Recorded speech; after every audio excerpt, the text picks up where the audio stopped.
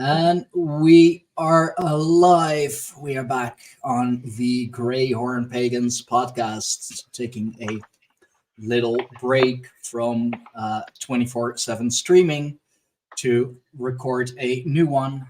And there is my kitty co host. He hears the words podcasting. He's like, I'm in.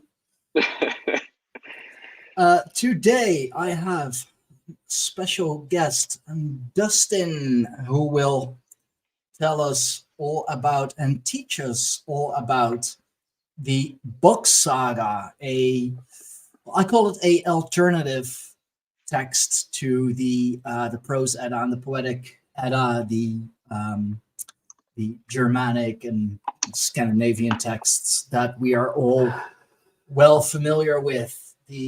But the Bock Saga takes it a little further, takes it a little deeper, goes much more into astrology, the magic of words, if I'm not mistaken. So, Dustin, thank you very much for coming on and introduce yourself for the people who may not be familiar with you. Well, of course, you wouldn't be familiar with me. I'm just a normie guy. I don't have any platforms. I don't have any social media I want you to follow me on or anything like that. Yeah, we're here to talk about some Bock Saga, and all the other Nordic mythology and stuff. I'm really not that familiar with, but I am quite a bit more familiar with this Bock Saga, and I came across it maybe about a year and a half ago, and I understand it to be there's the symbolism, you can call it a mythology, but it's more of a history, mythology, and a language and a sound system. So all of the stories and the mythologies and the history in the saga are backed up by the words of the language. And that's kind of what I wanted to start going about, talking about today. Yeah. The sound system specifically. Mm-hmm. Yeah, I'm very much into the study of cymatics. I think it's incredibly interesting, and there is so much to be found and to be learned from it. But I know that the Bock Saga, I've been a member of the English speaking group on Telegram for a little while, and like you really do a lot with sound and how things sound and connecting it to history and to certain events and all. Because in short, what does the Bock Saga say? What is it? Okay, so I'll try to do this real quick. Okay, so Sure. Basically, it's a story of the origins of all humans, and not just this group of humans, all humans. And in the Bock Saga, it explains how the first two people started making more people, how the problems, the issues they encountered making more people, and the system in which they use to make more people. And in the minds of the very first humans came the sounds, right? We are much more natural, just like a cat goes meow and has its own language and sounds, just like all the other animals. The humans were the same way. However, we were given more sounds, and there's meanings in these sounds. And so by having these meanings in the sounds, we are able to construct words. And in each word is a combination of meanings. So every word has not a definition, it's a meaning, which is very different, right? A definition, you can think of it as like a deaf Phoenician. It's for reading, right? And so everything we is written down came way later. Yeah. And Okay. so you have 3 time periods that are separated by these destructions of their homeland, which is hell. And hell is what we call today Helsinki, and it's in Finland. So it's so you have these 3 time periods: paradise, the ice time, which is called all the land's ice, Atlantis, and post the third Ragnarok came later with basically the Catholic Church, the Greek Orthodox Church coming in and basically just killing everybody once they've already conquered and the rest of Europe, and hell was its final thing, and that happened in 1050 AD. So that was not too long ago. Whereas the first Ragnarok was when the earth was a whole tropical paradise. And so in the beginning, in this paradise time, which is paradiset, which is paradiset, you can hear it as the para is like before, but or the pa is also like pole, and then ra is the sun or the rays of the sun going around a pole, and or you can hear it as the time before the ice, paradise, the time before the ice. Whereas the time after the ice, once the ice came down. So okay, it's such a big story, and it's such a big story. So you have this time in paradise where you have a perpendicular galactic axis where you have the North Star going through, making a galactic axis through the center, through the North Pole of the planet. Yeah. And this was perpendicular to the sun. So if you imagine the sun going around the planet, or the planet going around the sun, and it's perpendicular, the top of the planet, the sun doesn't rise and set, or it's constant 360 degrees. It's going around the pole on the top. And then the rest are perfect. There were no seasons. The sun was, the angle was always the same at this time. But something happened and caused the first Ragnarok, and which caused the tilt we still have today. Now in this story, there's also not just the planet that tilted, it's the entire galactic axis that tilted. That's why when you look at the North Star, it's off at an angle. It wasn't always that way, you know. Okay. And so that's kind of very, very like skipping every 20 years of saga, but give you a brief overview. But built into this is the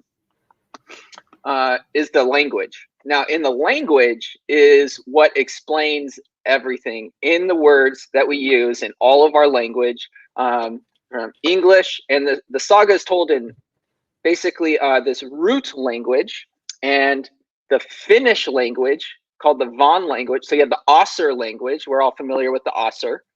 Yeah. Probably on your show, we're all familiar with the Ossur, the word Ossur, and the Vonner. Yeah.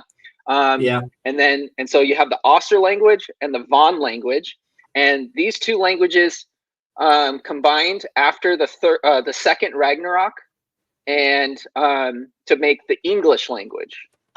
And the English language is a combination of the Ossur language and the Vonner language, because as we are connecting with the rest of the as the Ossur were connecting with the rest of the planet again, because they were coming out of the ice. It's an agricultural language. The English language is an agricultural language. It's for trading, and it's the money language. It's the this is why today every country in the world still speaks English. You got to learn English. Like all of us, speak English. With world leaders from China speaking to world leaders in Africa, they speak English to each other. Yeah, right? that's true. Like English is indeed like such an important language, and it's not even the most spoken language in the world, because if you look at like sheer numbers, that's still Chinese, but that's just because there are like, well, quite literally billions of people in China. But like, it's always the go-to language. If you don't speak each other's language, well, at least you both speak English.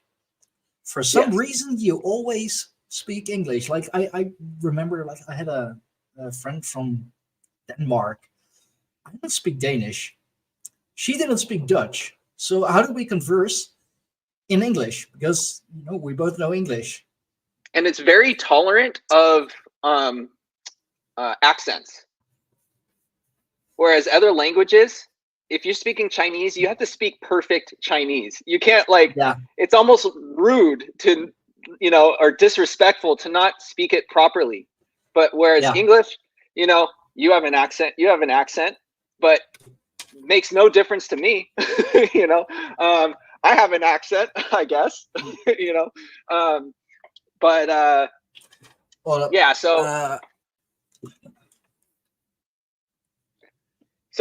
yeah, these languages are constructed out of this root language, which has these core, I think it's 30 sounds now. I always thought it was 29. I'm just learning new things as I go along. But apparently it's 30 sounds. And okay. And it's imagined around a ring. And each character, why don't you pull it up? This would be a good time. Yeah. Yeah. Let's see. Unless there's something else specific, you have any questions? No. Yeah. It's I think this would be a great time to pull that up indeed. Let's see. So there we go. This is our convo. Yeah, this one. All right. Yeah.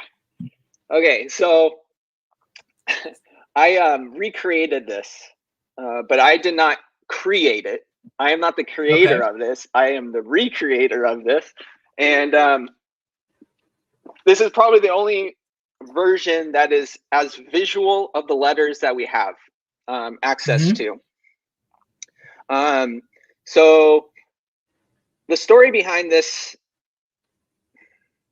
you'll see if you look closely, you're actually looking at all of the letters of our alphabets: A, B, C, D, E, F, G, H, I, J, K, L, M, N, O, P, Q, R, S, T, and above the T is the U and the V, and then W is not a sound. A lot of people don't realize this, but we have a lot of W words in English. It's not an actual sound. You can't make a W sound. You end up making a vowel sound. So W only has a place in front of or behind a vowel. So if I was say, it's a movement of my face, but if I say it without the letter A or E or I or O, it doesn't make a sound. So whoa, like I'm saying O, but with just like a little accent in the beginning or after it. So it's not an actual letter. And what's not, that kind of makes sense, because it's that goes back to writing. Like we were talking a little about writing before we went on, because in that's literally how it got its name, the W, because it was like the earliest writings. It was literally just two U's attached to each other.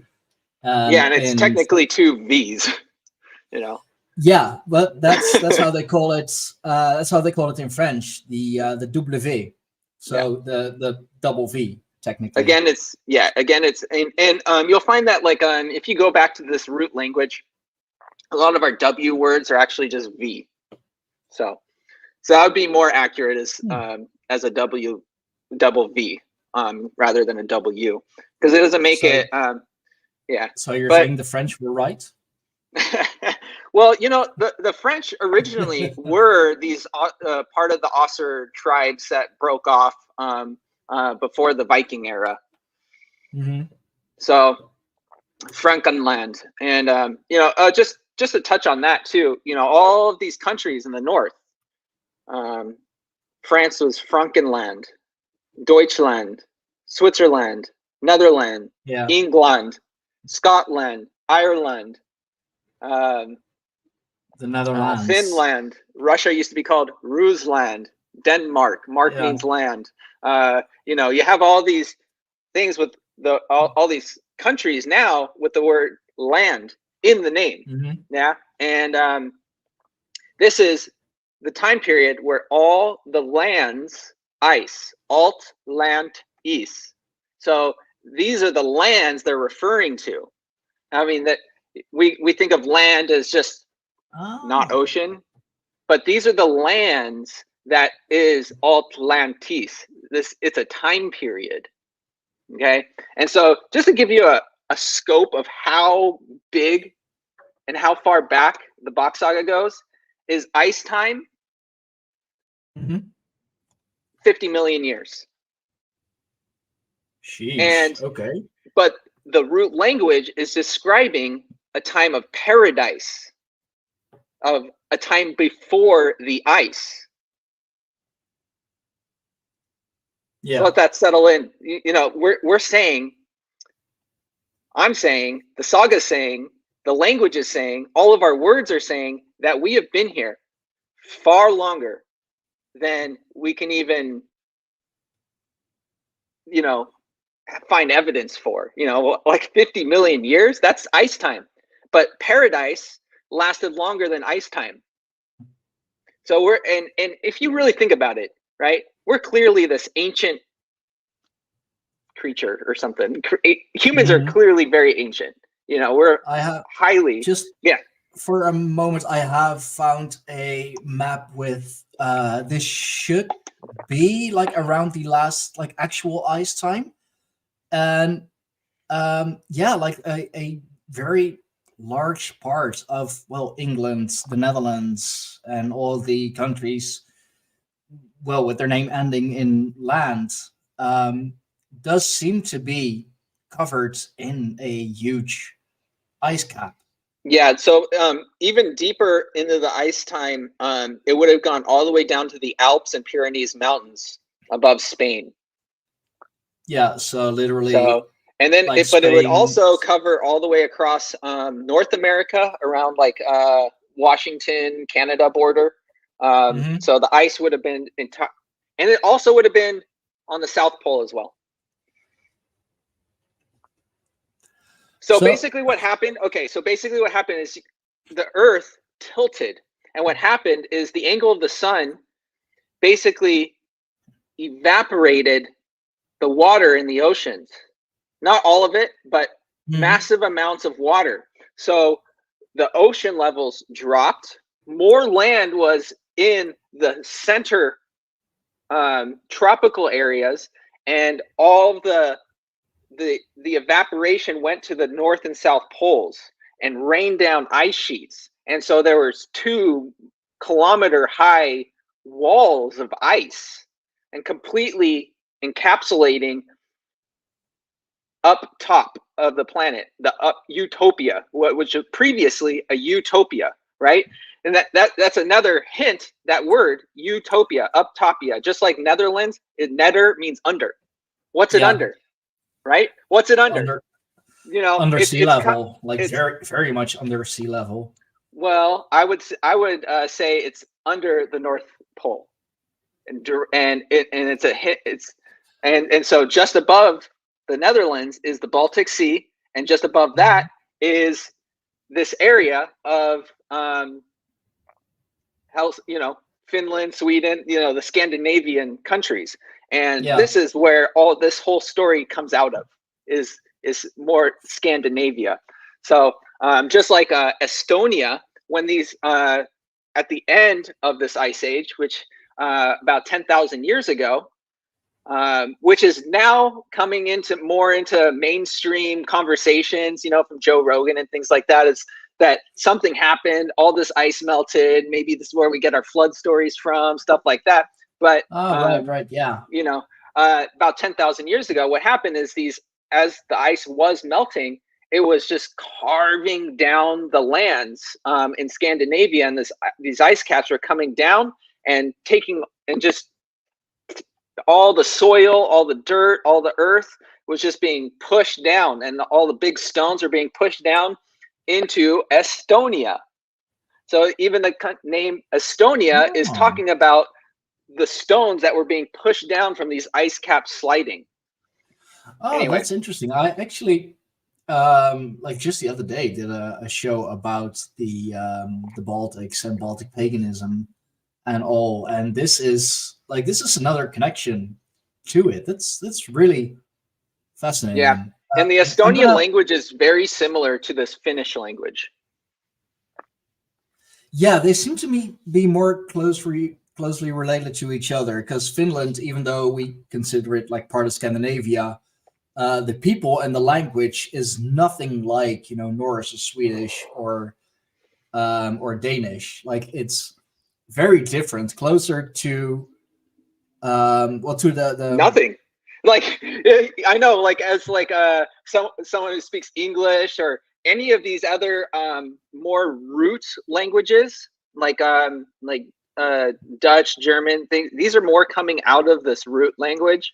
Whereas this Vonner language, the Finnish language, is the Vonner language. And so I just heard that a lot of Finns still think their language is only a couple hundred years old. It's like they have no clue. I mean, I guess a lot of them do, but it's mind-boggling that their language is so advanced and complex, and just even looking at it is so intimidating. Like, I can't even grasp any of it, and I've been looking at it for like a year now. Like, I can't even begin. Whereas this root language is much more similar to the language, the other languages coming out of Europe. I know that the United States, or America as we know it, is also called Finland, but with a V instead of an F. And of course, you have in Florida, of all places, you have the Bok Tower, this huge. The tribal thing, Josh, has actually been there, and he definitely said that there is a different energy to it. That just the tower itself, like in the symbolism and the huge golden door, even, which you things are an anomaly for sure. Which I have, of course, used in the thumbnail. Most of the saga kind of doesn't really take place in the last hundreds of years. There's just kind of like a little following the key players of, after the destruction, the third Ragnarok, and it's supposed to be the third and final Ragnarok that happened in Hell, which is called Helsinki now. They are kicked out for a couple hundred years and came back in 1200 AD, 1248 or something like that.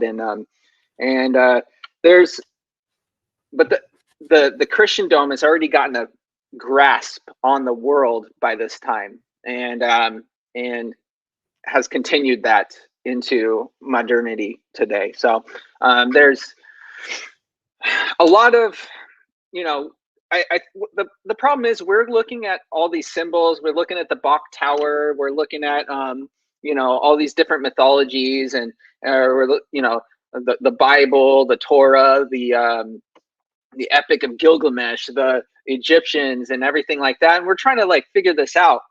But the problem is we're starting from now, going backwards, when really you don't read a book like that. You start from the beginning. And that's why I really like the Bock Saga, is it really starts at the beginning. It starts in paradise. It starts with the foundation of this sound system, which fractals out and explains everything.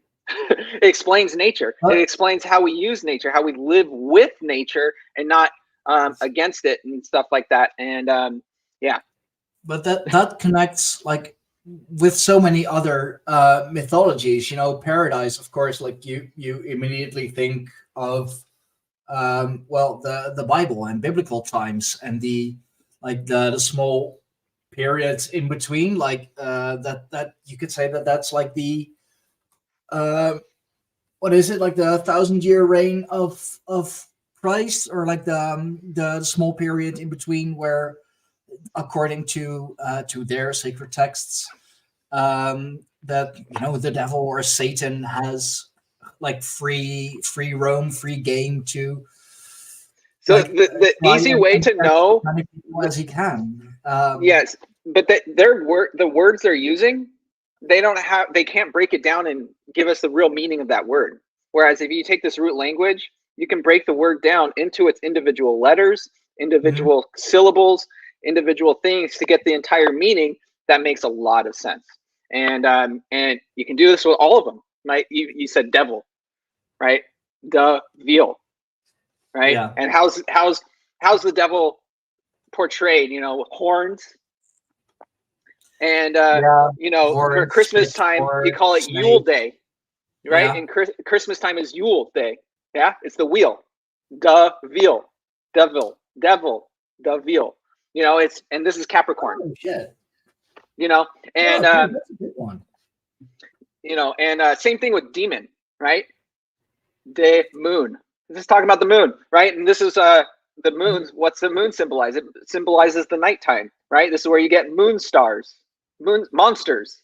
You know, like all of these words are just stolen. Yeah. And the like big thing, the big thing they did is they say that again.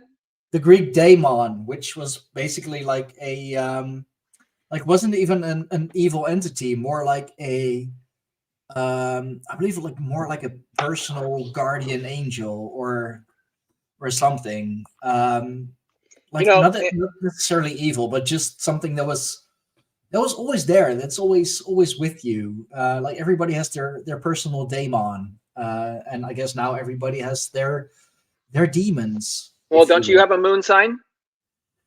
Yeah, definitely. So there you go. There's the moon sign. I mean, it's like when it comes to astrology, right? The word astrology is the Auser's true logic, astrology, the logic of the Auser, the true logic of the Auser. This is a root language word as well. And same thing with horoscope. Horoscope is a root language word. Scope means a lens. Hor is a hair. This is talking about when they would put like you put a candle under this crystal, and you can and you put little hairs. They would put hairs on it, and it would shine the light up onto the cavern, so they can. Because in this paradise time, there's about a 250-kilometer ring going around the North Pole, where the sun never sets, but it was also never directly above you. It was going around in a ring, and this around the land, and that land in Von language is Ma, right? Like Mama, Mother Earth, yeah. And the land is Ma, and the sun is called Uden, not Odin, like I-N. It's Odin, E-N, yeah. And this is where Udin comes from, is Odin, and in this land is called Udin Ma. And still to this day, you go to Helsinki, hey, it's like their version of a county or something. The name's still preserved as Uudenmaa. Where am I? I mean, you're in Uudenmaa. That's the whole area around Helsinki. And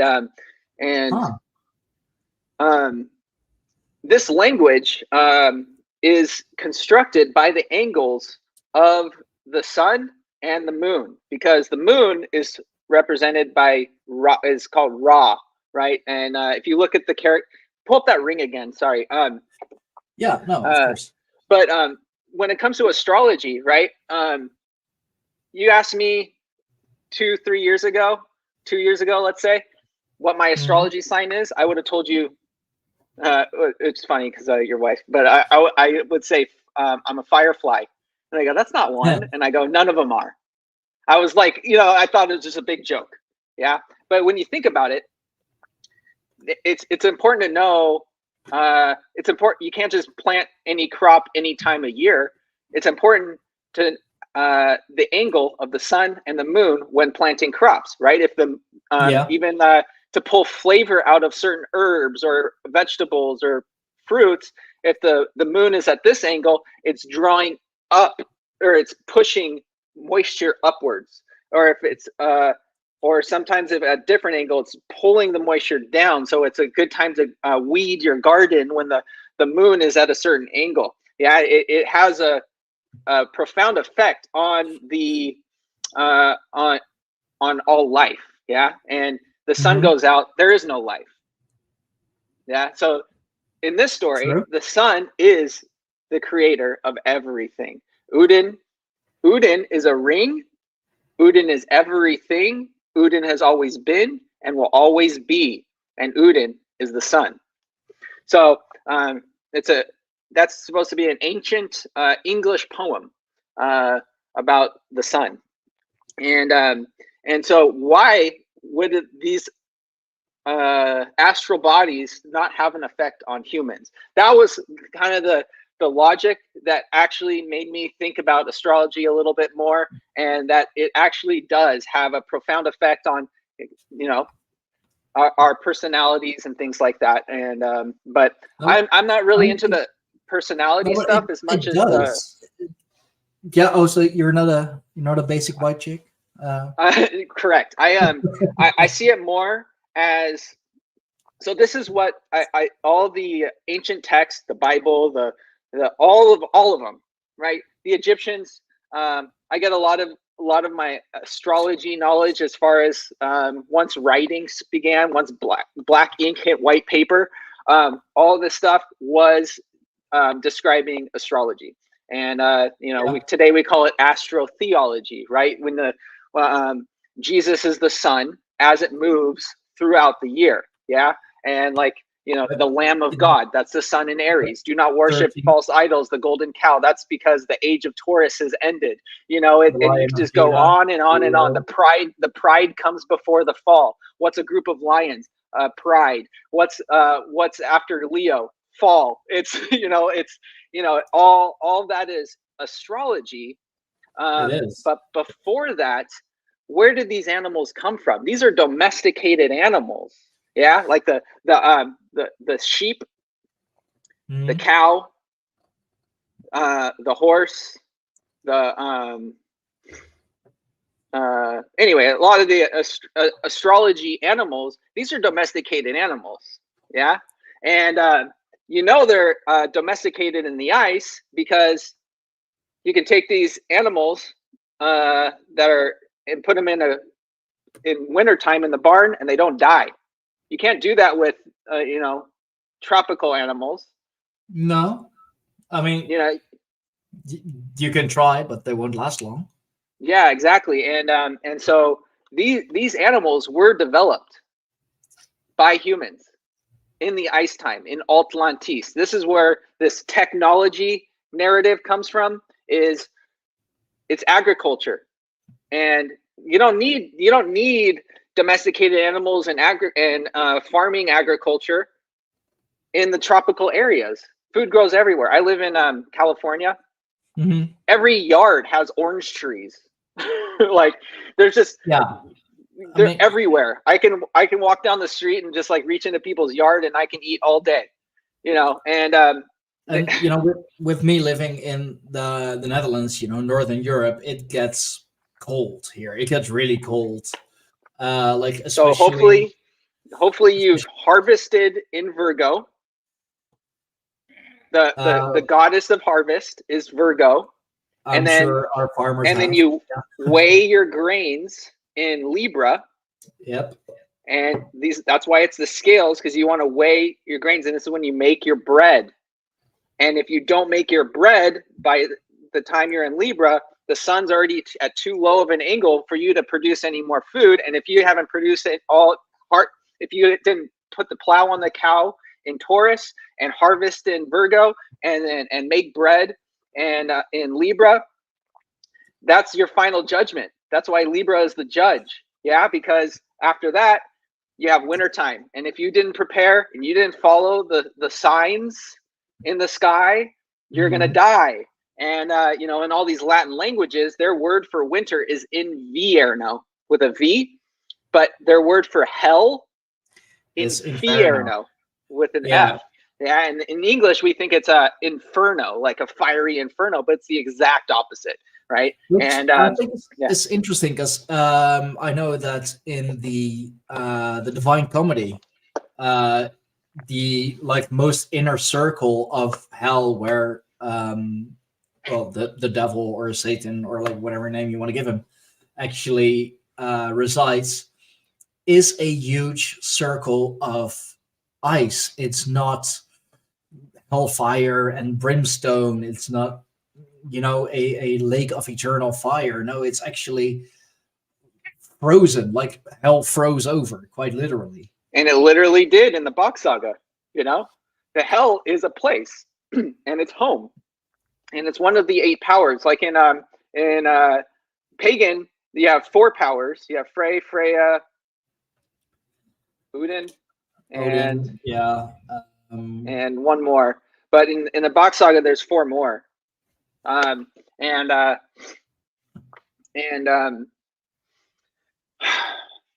Yeah, I mean, so that was really important. And so obviously this knowledge came out of Atlantis, the ice time. It came out of this. And, once the ice melted, you have these Ossir brothers.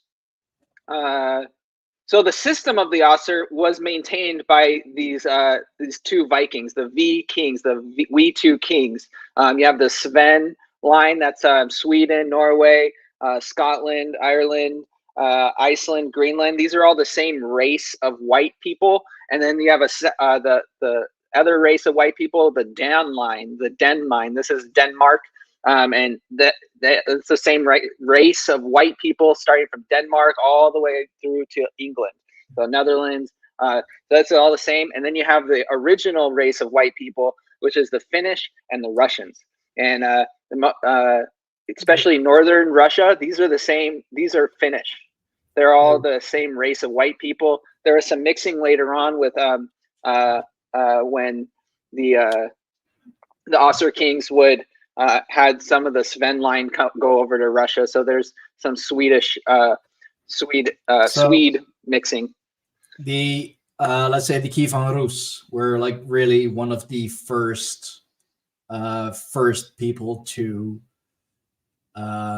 like were they in talking Bock Saga terms, like were they the first to like really move out of the area, or are they just the same line? In paradise, the whole planet got populated. There's more people on this planet than there are today in paradise. There's billions and billions and billions of people. And everyone was brown skinned, brown haired, brown eyes, everything. It was a tropical paradise. They had a system of ringlands and a system of an allfather, an alpha, the alpha. And just like the alphabet is a poem. So if you want to pull that ring up, this is a poem describing how the system they used, who made what people. And there's a caste system. So there's 5 castes. You have your allfather on the top, and the second Ossir family, where he would make 12 sons with one of the highest women, the most beautiful, healthy woman on the planet at the time, and then would also make the next class of people. This is the neck class, and neck class, Nicholas, Santa. The next class comes from the neck of the prick of the Allfather, and then you have the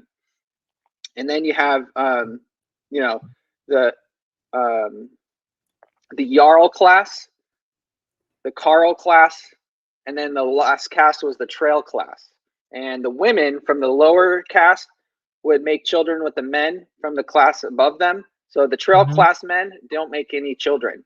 And it was this system where you had a Jarl who had a title of a Rabbi, which the Jews call a rabbi today. But in a ringland, it's about another 250 kilometer hexagon. And this Rabbi would make all the next class of people in his ringland. And this Rabbi came from the Allfather, the Lemminkainen. It's funny how you mentioned that the alphabet is like a poet or a poem or something, because like especially the people of our generation, 30s, 40s, like who hasn't learned the alphabet like quite literally by singing it, really? Yes. And like that's And still why? done with Why is the it runes. ABC? Why isn't it GSQEVT? All the way through. Why is it in the order that it's in? Apparently, supposedly, because of the Greek alphabet, but that's like even that doesn't Well, I'm going make to shit all sense. over that theory here in a second. I bet you are, because that is like alpha, beta, and then it goes into, I believe, Why like is it alpha? kappa, gamma. Yeah. Like it skips from like the alphabet that we know. It like skips so many freaking letters, and it's just so to Yeah. say And it then, comes and from what that. do you, I mean, it hasn't. It probably had an influence on it, but as is with so many things, really. I'm going to shit all over this. Okay. You ready? Oh All right. shit! Well, go Keep it ahead. up. Keep it up. Keep that ring up. Yep. Okay. So the first letter. Going back to school, people. Pay attention. Yes. We're going to learn our ABCs, what they really are. Yeah. Okay. So at the top, you see the W, but it's actually an I. So there's a pole. This is a ring and a pole in the middle. This is their first letter. This is the I, which is E. Okay. So all these Yeah. associations are twisted up in the different languages, but this is the original. Okay. That's So like E. those were my initial struggles with English, because like in English, what you call I, we call E, but what Yes, you that call is E, we correct. call A, and what you Yeah, and call A, I we I call is a I. combination. Yeah, I is not even a sound. It's a combination of two sounds or three sounds maybe. I. It's A I. Anyway, Or I. AIJ even. Yeah. So the first letter is E, and that's representing the pole, the galactic axis pointing to the North Star. Okay. Yeah, that makes sense. The next Everything one, starts with the I. and the next one is A, or Ah, and Ah is Osser. B is Bay, which means Borg, which is castle. Okay. And then C is Say, and it's Skara, and it's share. It means to share. Okay. And then you have D, which is day, and it represents the daytime. Now, if you look at it, the C is actually an S, and the D is just a line at the bottom of the S. You see that? Oh shit! Yeah. So this is where you get all of your SK words, your Scorpio, and this is actually this is a clock. So you have 1 o'clock, 2 o'clock, 3 o'clock, like a regular clock.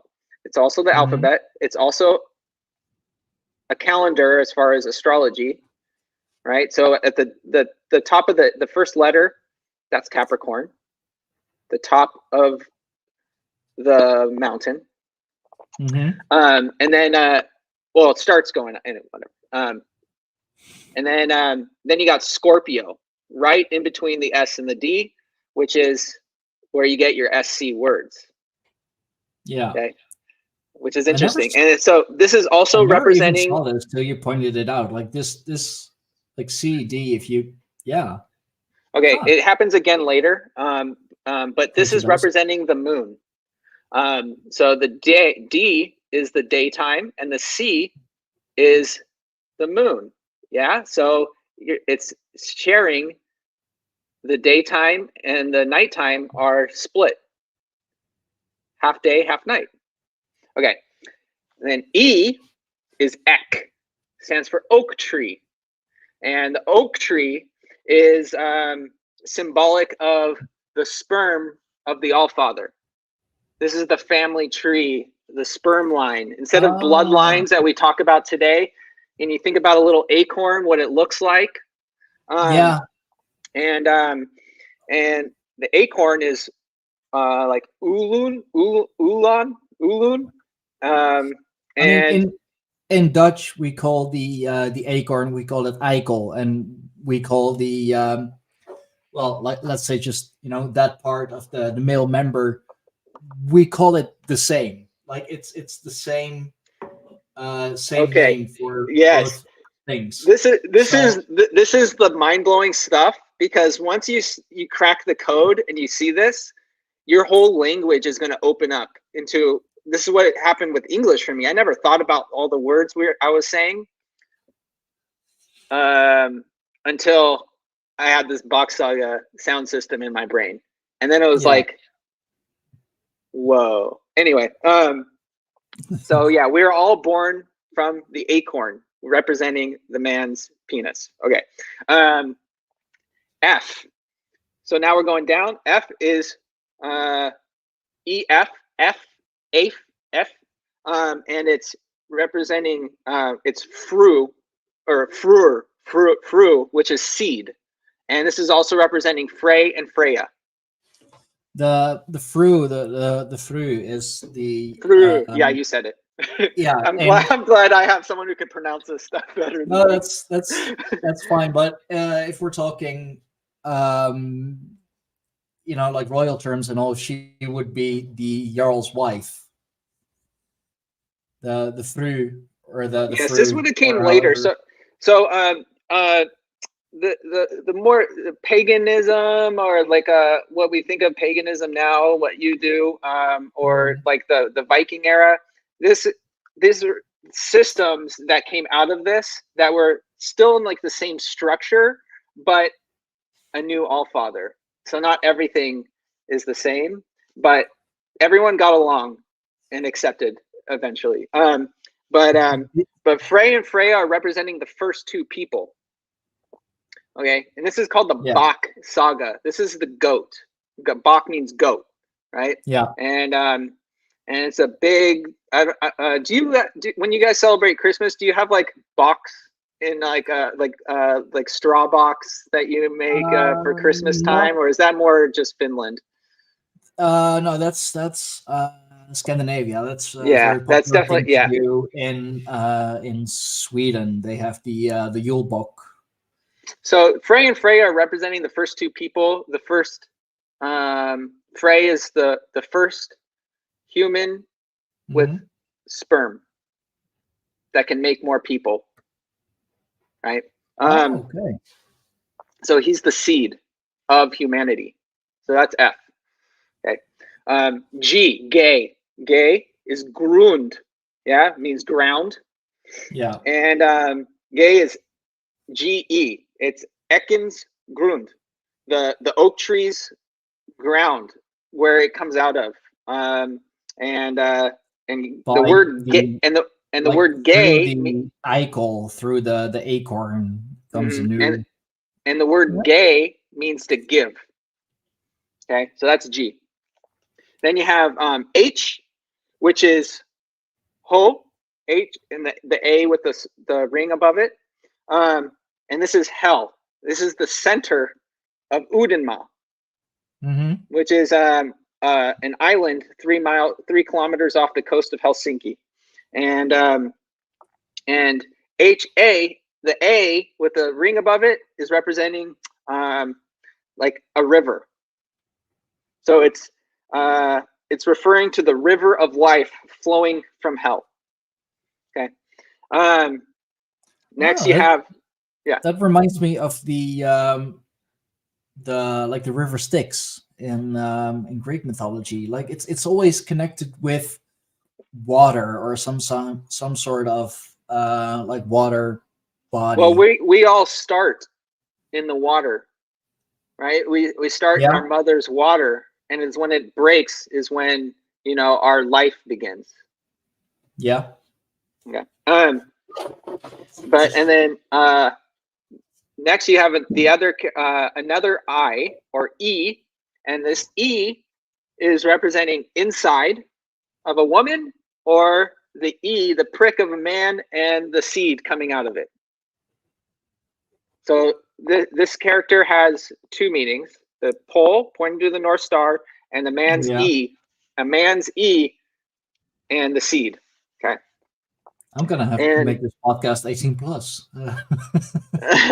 I'll try to keep it PG. No, it's no, that's that. But That's see, fine, that's one of the taboo things, right? It's so demonized that all of our words, you can't it's like, how do we even speak of good and evil when it doesn't actually exist? These are assigned meanings later on to hide our history, hide our truth. We go, this, I don't know, what do you call it? Truther community is going all these crazy directions, just trying to figure things out. When really there's a true human origin story that it has been covered up for thousands of years and still in the process of. So the next one is J, or Yi, and this is the Jarlet. Et means family, and Jarl means, like in English, it would be Earl. And this is a much more common word in Europe and everything. In America, like I know the word Earl, but I only think of it as like, the Duke, Earl Duke of, whatever. And but this is, I believe those are two different titles, like Duke and Earl are. Yeah, exactly. So that's what I'm saying. Like, where I'm coming from is like, I never really had too much experience with that word, with Earl, just kind of knowing it means, someone higher up, but it does mean basically like upper class. And this is the first class of the Vonner. Okay, the Jarls are the first class of the Vonner people, coming from the Osser people. So the Jarl father are Osser. Okay, and next one is K, and that's and we have this A with the ring above it sound. O, so it's Ko, the Karlet, and this is the Karl, the middle class of the Vonner. And the Karl is a person from that caste. And next is L. So L is log, and it's L, E-L, and it's referring to law or logic. And you'll notice an L makes a 90-degree angle. There's not many things that make a 90-degree angle except for trees, which are also logs. Yeah. With the ground, right? Or, there's not that many straight lines in nature except for maybe trees or, a man's E. And anyway, so this is just referring to natural law and logic. Okay. And then you have M. Oh, now, law, logic. Yeah. Okay. And M is moon. Mune. M, E-M. N is how do you say North Star in Dutch? We call it the North Star. Yeah, that's what it is. North Star None. And it's the North Star, indicating knowledge, right? In English, we put a little K when we write the word knowledge, but it's silent. It actually starts with an N. Yeah, and that's what this is representing, knowledge. Okay. So I'm going to bring it all together once I finish. Okay. I'm going to try to speed it up just so we can get through it. That's fine. Next one is O. It's Udin. Udin is a ring. Udin is everything. Udin has always been. Udin will always be. This is talking about the infinity of the sun. They want to scare us and say, oh, it's going to burn up, or it's only been here. Where did it come from? Things like that. This is all. If it's gonna, it'll eventually burn up already, but it'll just start anew after. Like nothing truly ever ends. So the Udins has Strahlar, which is straw is like grass, and so it's the rays, it's what's coming off of the Udin, that is, and Udin has 5 aspects. It's the sun, it's lightning, fire, sperm, and gold. Okay, And these 5 aspects are used in different situations to express the same underlying concept of Uden being the universe. Okay. The next one is P, pole. We're all born from Ekken's pole. Yeah. The oak tree, it's a pole. So you have a P. If you make a P symbol with your hand, it's a hole, and then your arm is the pole. So this is where all the women have a P, and men have a pole. So we are people. Oh shit. Okay. Yeah. Okay. I can get into that. Sure. Okay. And then Q or Ku, Ku, Ku is quadrat. And this is representing mathematics. And a Q is a 2-dimensional representation of a sundial, of a pole in the middle and the shadow that is cast from in Udenma when the sun is circular, going around this ringland. So when the sun goes around this ringland, it makes a perfect sundial, and that is Q. Okay. And like we still have that, but like with the old school stopwatches, that would just like literally be a clock with one dial just ticking round. Yes. And how much time do we have? As much as you need. Okay. All right. Well, you'll have to cut me off because I can go on forever. So, so Q is also a very feminine symbol. This is Queen Q, and it's representing mathematics. This is I'm giving you each individual meaning so far, but we're going to go in, and this is actually one entire poem all together. Okay. Q is quite literally girl math. Mathematics. Ma, te, ma, teak.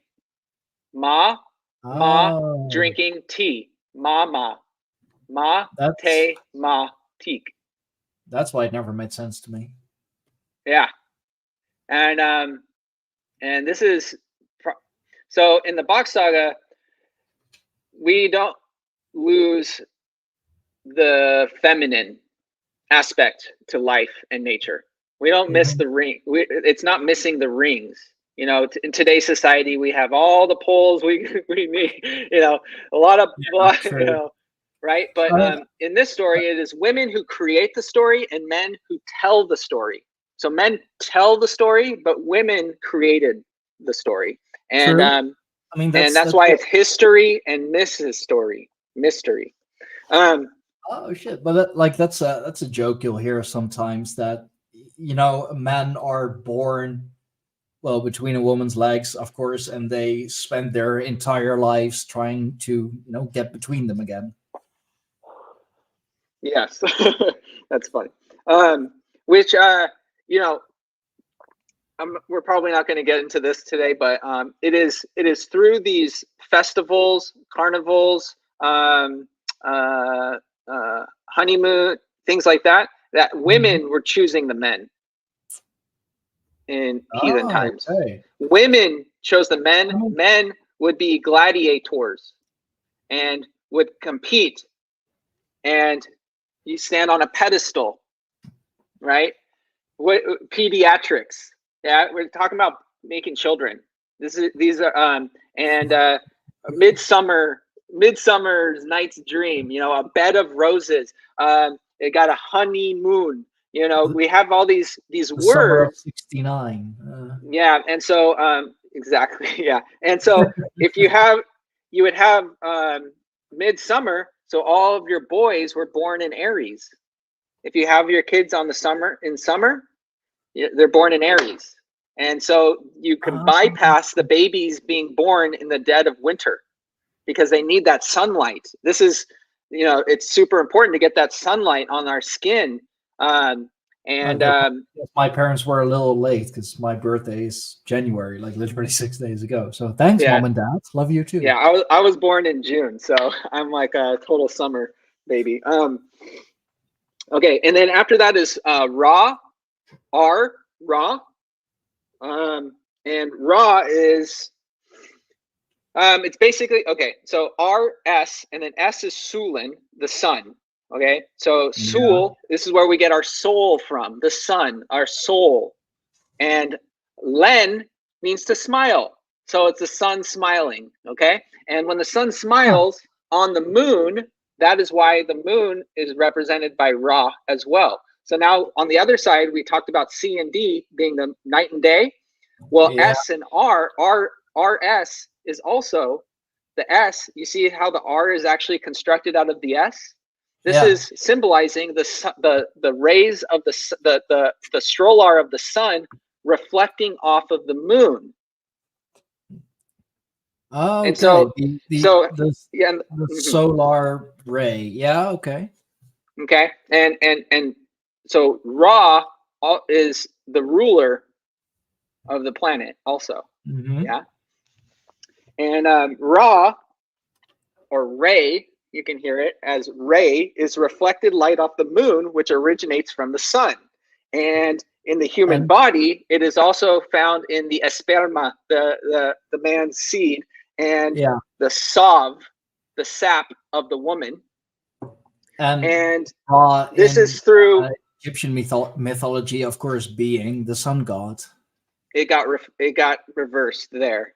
Maybe it has something to do with a man having some ego, too much of an ego. But that's where planting stories come from. It is through the Ra, the seed, and the Sav that life continues. You know, and so it's essential to the flow of life on the planet. And then when you say flow, you know, the moon is what's moving the tides, moving the water, pulling. You know, it's this force. And the actual R is that A with the two dots above it. You could probably do a better pronunciation. Air. So it's the air.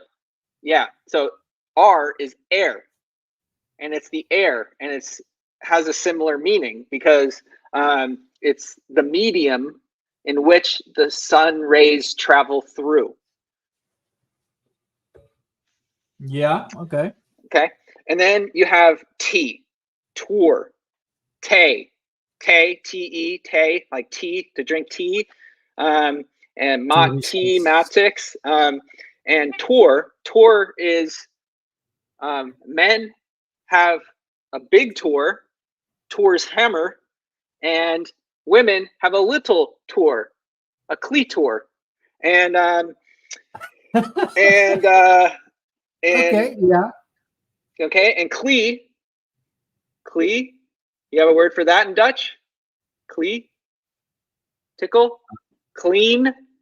Oh, yeah. Cleator. Anyway, I'm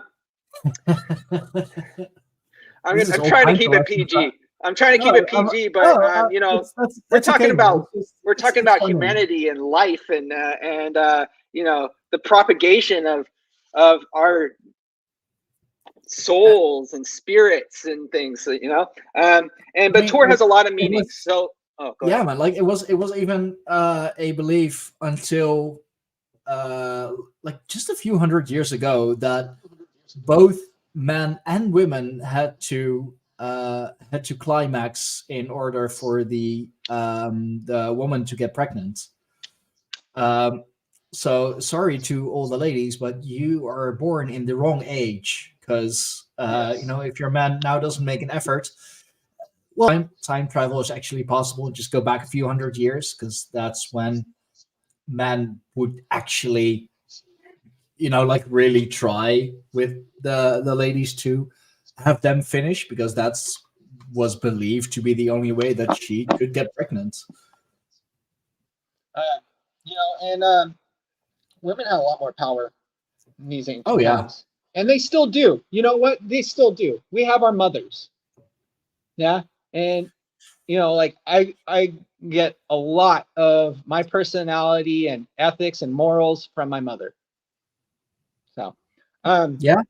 And a lot of, I know that, like, how to treat other women, you know? Yeah, and the Netherlands, like, we used to be a matriarchal society, and like, just look at like pretty much every mythology ever. Like, who were, the most important. I mean, yeah, the gods are pretty important, but like, look at the goddesses and how much power they have, how much power they wield, how big of a role they play in just all the mythologies, really. But we don't really look at that, like, and I guess that's why so many of these left-leaning women now all scream the patriarchy. But I mean, it's kind of true, but like a full swing back to a matriarchy also, doesn't really work.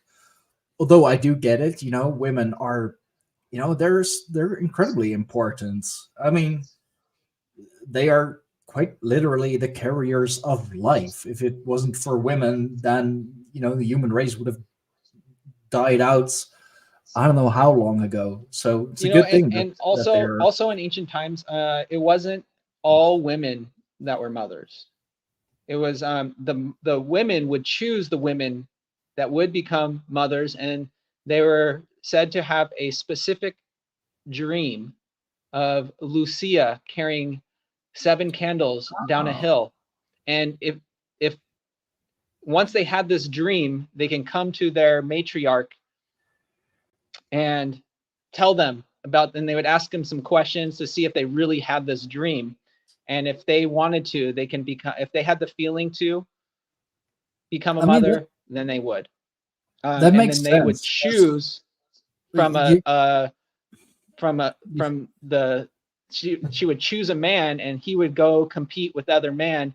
And it was not as straightforward making children. It took in paradise, it would take the whole world to make a child. It would take 22,000 people to make one child. Dude, that's one hell of an orgy. Well, it wasn't like that. But okay. Maybe it's a little too much to go into for this session. Save it for next time. We'll do an 80 plus stream. Going back to tea, it also means te, which is tea. And there's a nice little anecdote, which is you can hold the leaf of a plant up to the sun, and if it's translucent, like the rays of Udin, and the strolar can go through the leaf, it has Udin's blessing. So you can make tea out of it. So if it's too thick, it's too green, and the strolar cannot go through the leaf, it's not good to make tea out of that. So this is the first thing when Freya was, Frey and Freya were given specific gifts. Frey was given the sounds and the sound system that we're talking about right now, and Freya was given the fire.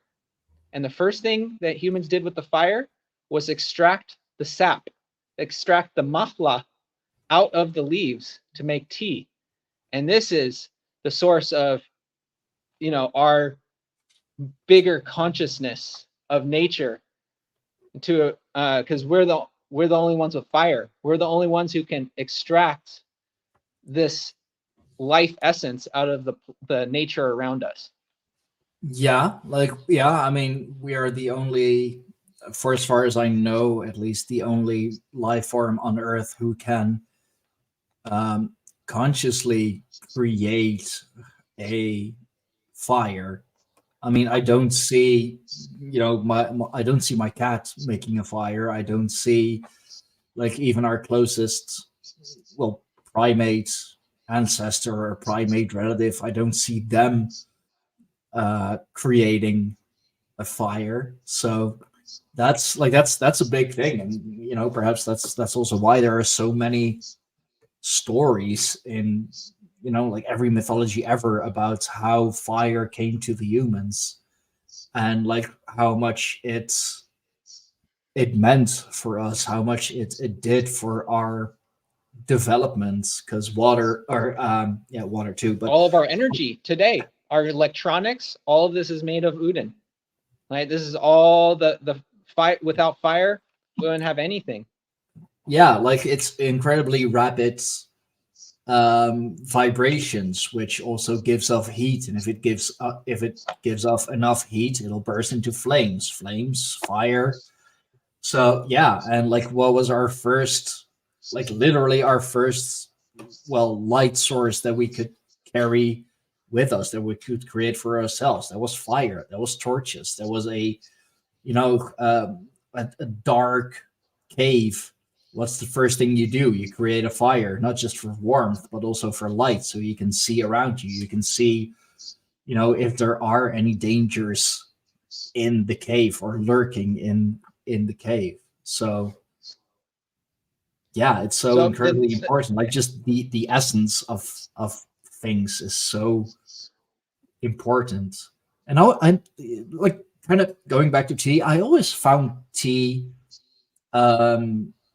like to be more of a feminine drink. It's kind of like it's very stereotypical, of course, but it's like, what did I just say? Women drink the women tea, who women men drink were not tea given and the fire. Coffee. No. Yeah, that's what that's in the saga. The women were given the fire. Men were given the sounds, and Frey taught Freya the sounds.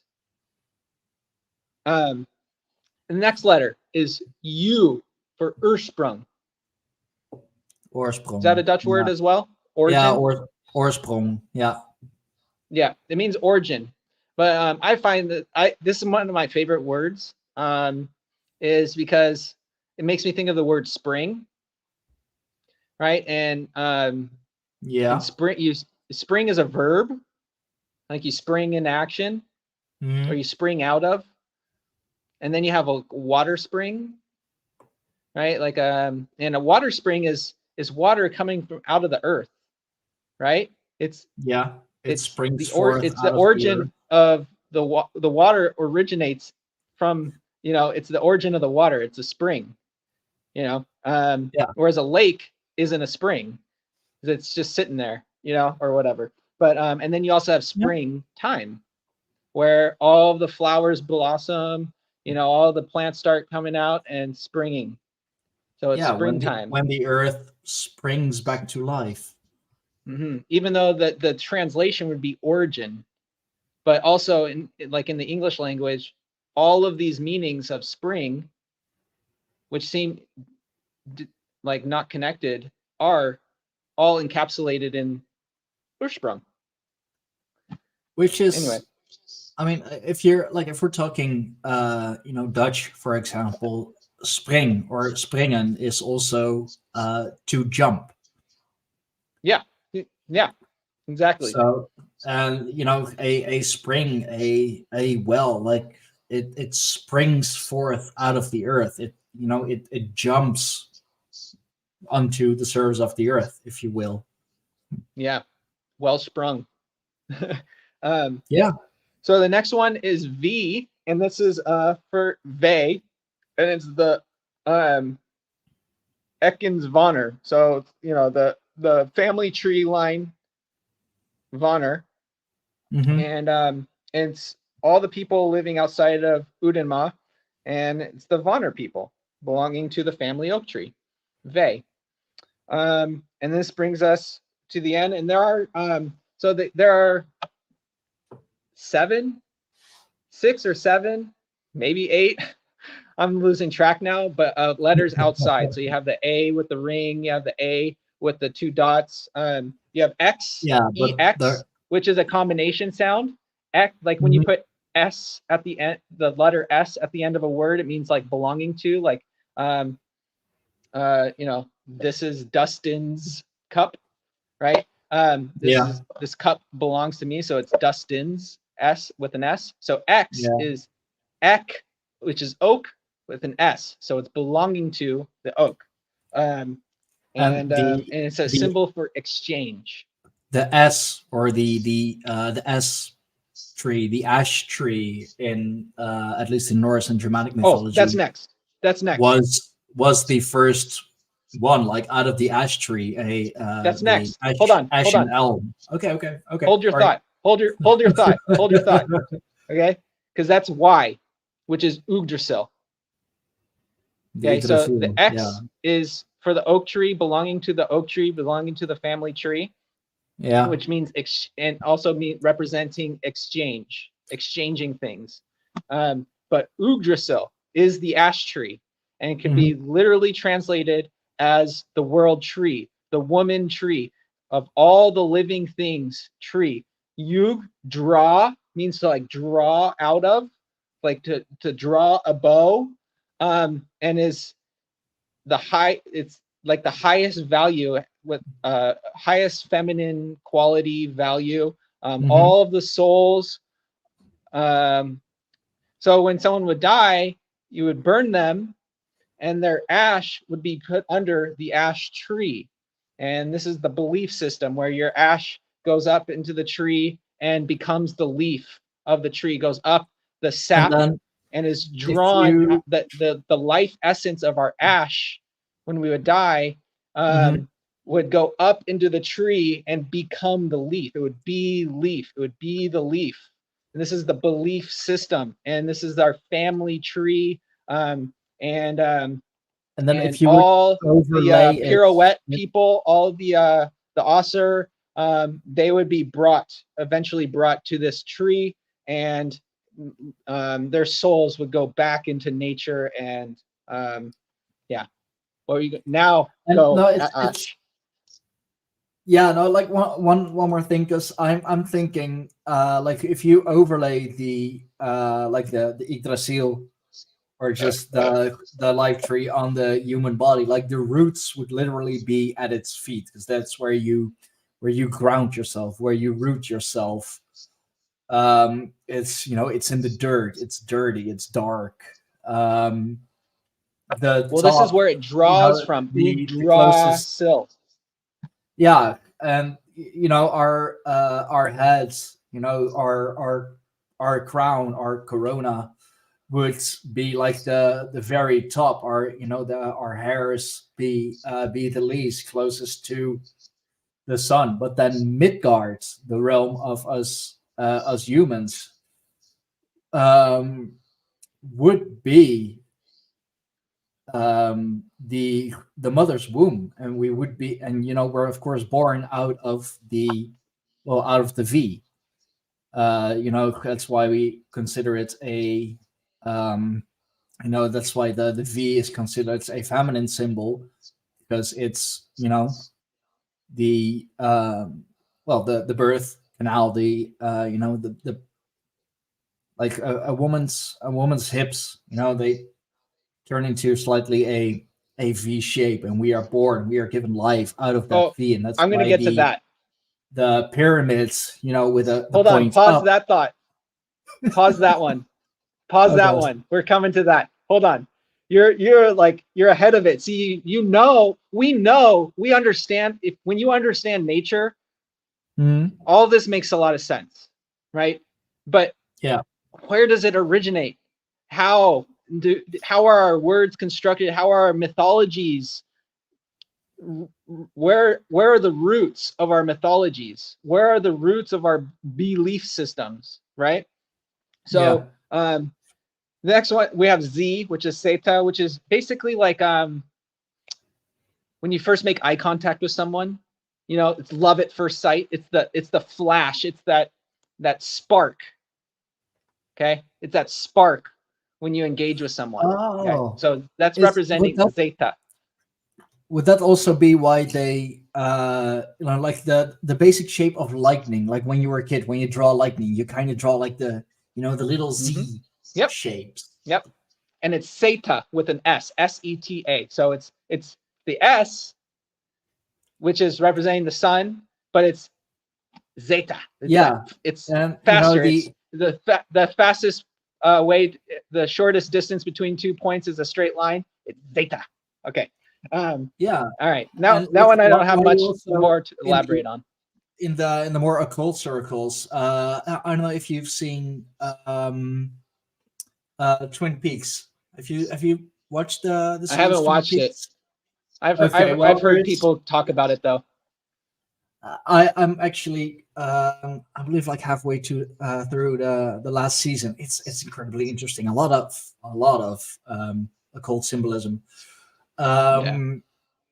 but like it's those, those little zigzag lines, they represent so incredibly much, because they also they also represent water, the waves of water, the waves of sound. When you go a little more into the darker occult, like attachments or whatever, like the more crystalline attachments, you would see them sort of as these like Z lines, black and white Z lines. Yeah. So this is probably more like lightning, but this flash between two people.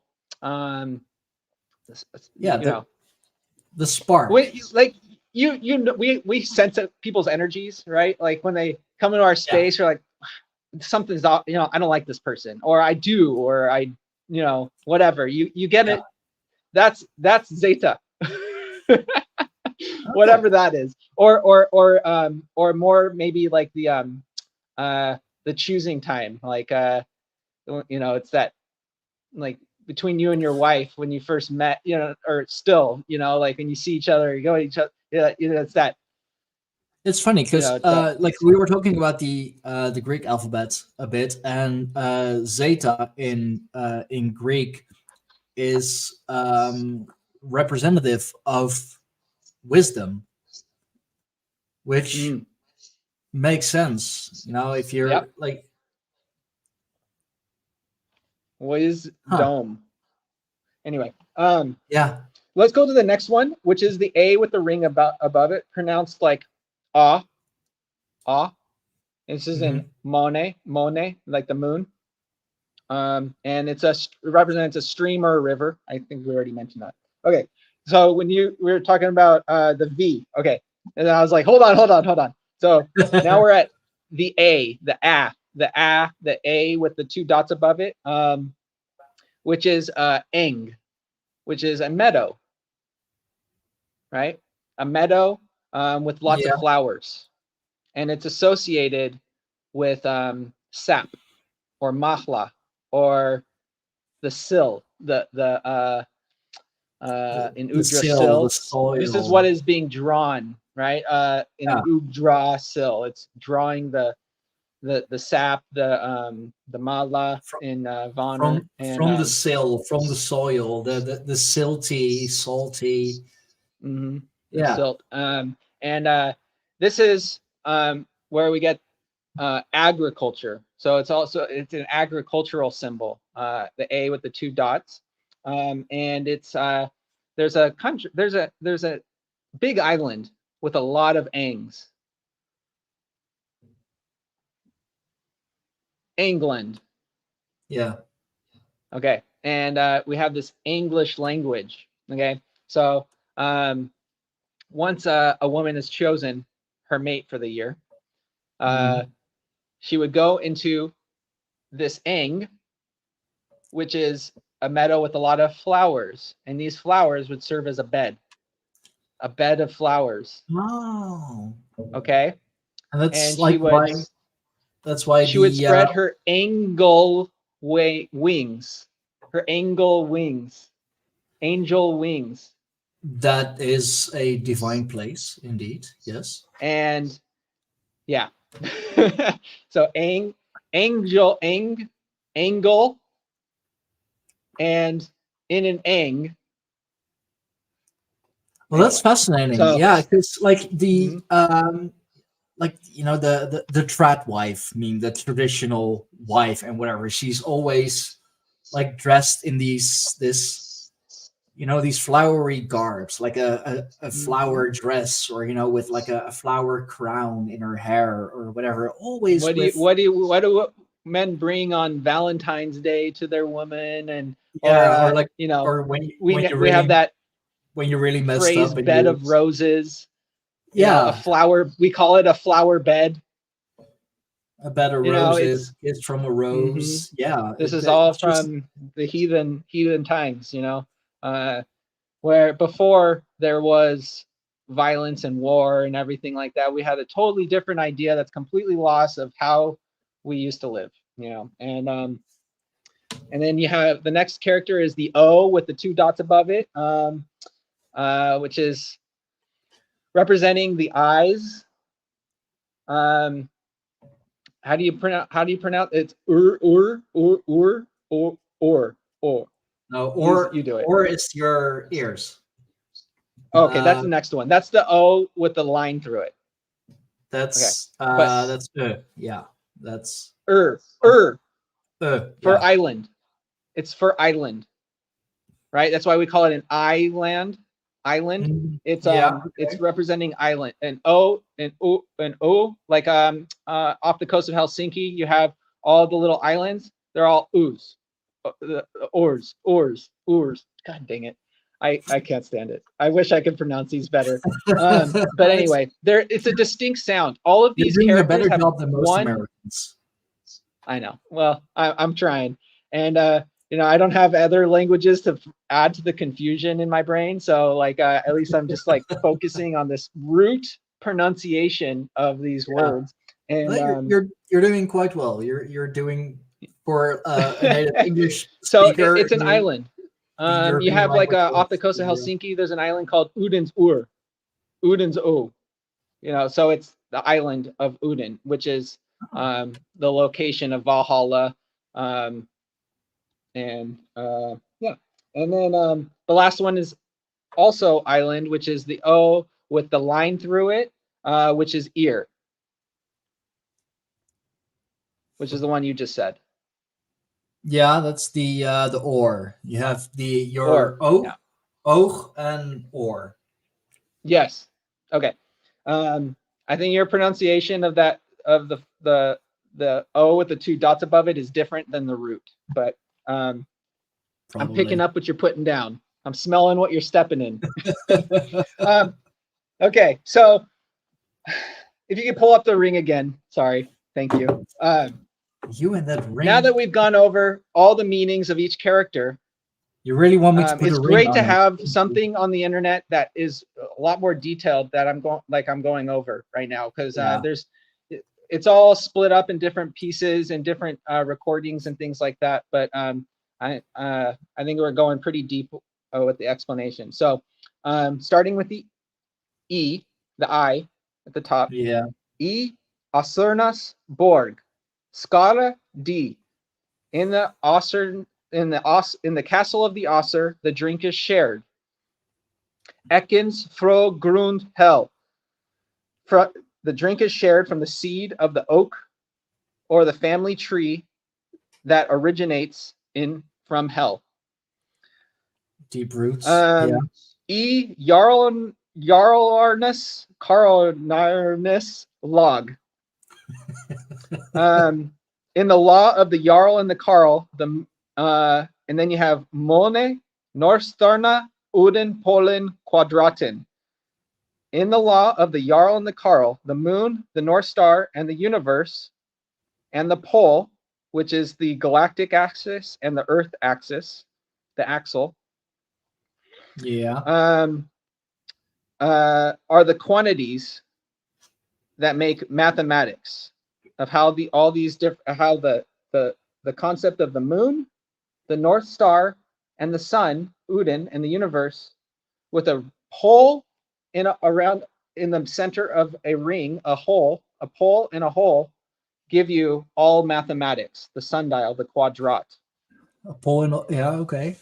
And these are how all these concepts interact, is how to calculate the raw, the energy and the light reflected off the moon from the sun, RS, together with the tour. So the sun and the moon are best friends. They're tour friends.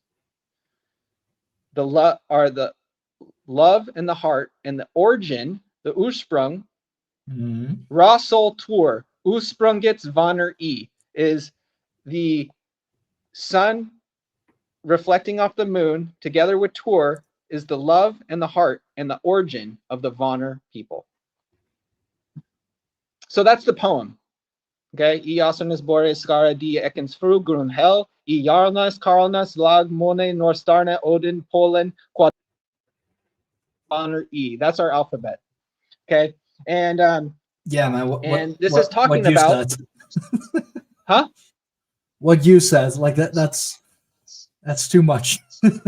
Yeah, well, it's each letter, right, in a rhyme, and this is the All Fathers rhyme, the Alfarnas-bete, the ABCs, the alphabet, the Alfarnas-bete.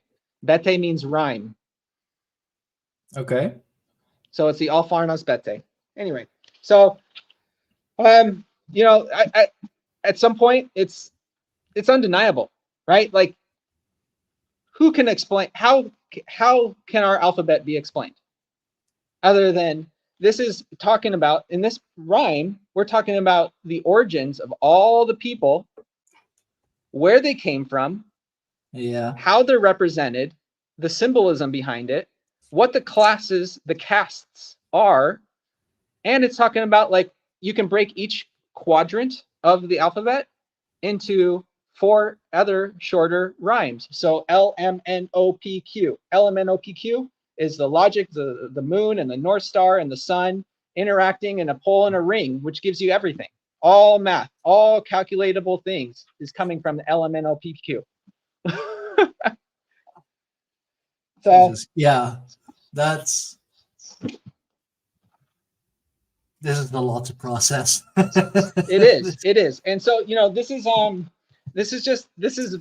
like the cipher that is used in the Bock Saga.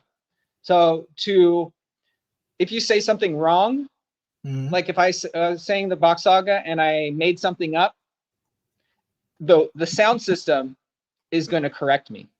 So you can't change it, because each letter has one specific sound and you can't change it. So say, like in English, you have all these different words and different spellings of everything, but it's the same pronunciation, indicating it's the pronunciation, it's the phonetics, it's the finished product, it's it's set, you know, finely, it's, you know, made with finesse. It's this finished, it's this sound, it's in the phonetics that you can't change it. So when you're telling the saga, you're using the words that are constructed in this root language and expressed in all these other languages, and the Vonner language and the Finnish language is also constructed from this root language, which Swedish is a dialect of this root language. So Swedish is the closest closest to this root language. Svensk, it's from the Sven line, right? Well, yeah, yes, but the specifically in Finland, around the Helsinki, all the aristocrats or they have a language that's not really in any dictionaries, but they call it this root language. They call it they call these people Swedish-speaking Finns. So they call them Swedish-speaking Finns in Finland. And there's about a couple 100,000 people that still speak this language. And you can hear the difference. Like in Swedish, they have like a very like up and down tonality to their language. You know, it's more vibrant. And if you put in like the word Swedish into Google Translate and you translate it into Finnish, it's called ruutsinkeli, ruutsin, and sin is sing. So they're singing the root language. And this dialect that they speak in Helsinki and the southern coast of Sweden and up the southern coast of Finland is this root, where it's more straight, like how we're speaking, you know, without any of the up and down singing, you know, like Portuguese to Spanish is, you know, Portuguese is very like melodic or something like that, whereas Spanish is more straight. But that like kind of goes back to like to what I mentioned, like that's how we like learn our ABCs, like through singing it, and that's how I'm like also kind of, you know, learning myself the Elder Futhark, the alphabet of the Elder Futhark, by singing it, because somehow if you put melody to it, it becomes easier to remember. Otherwise, it's very, very straightforward, very dry, like not not interesting.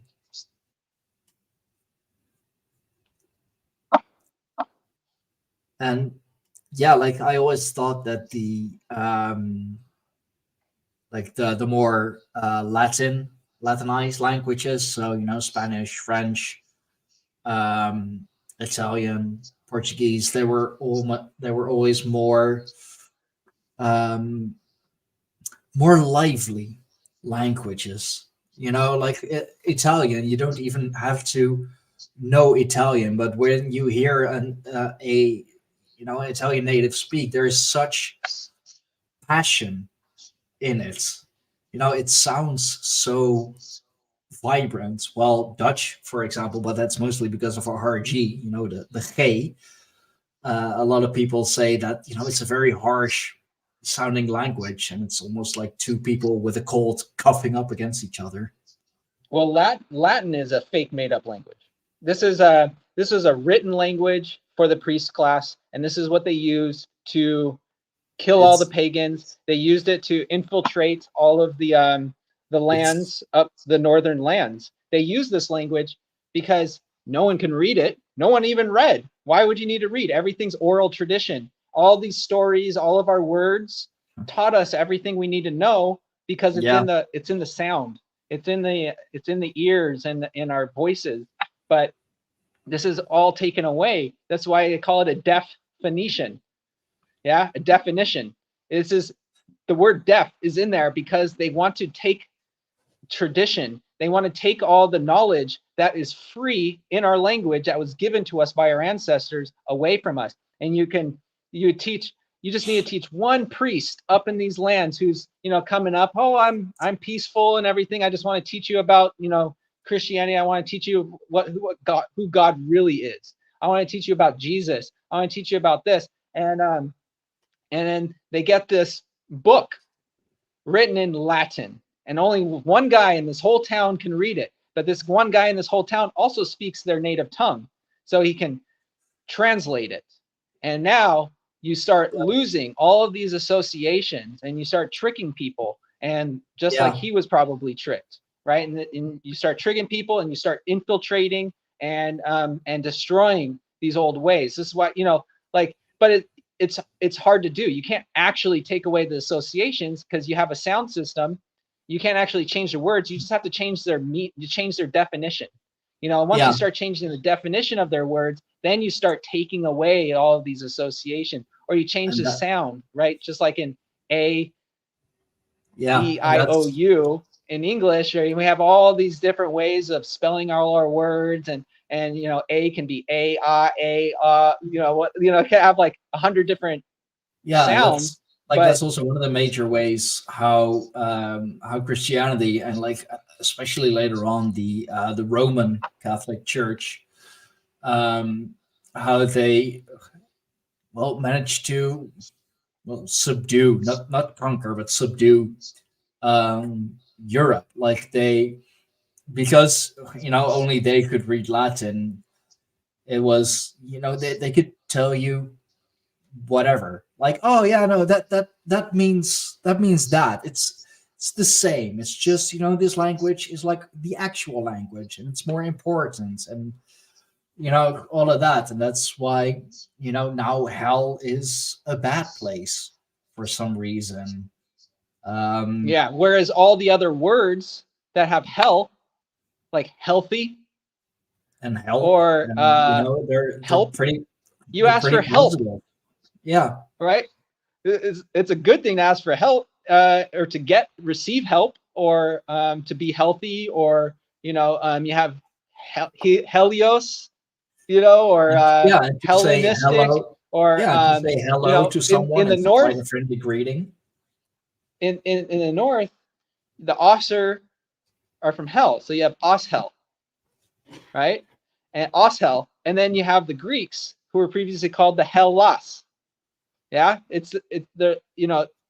this came later than the Oshel, and but hell was existing as the place hell up until only about 1,000, a little over 1,000 years ago.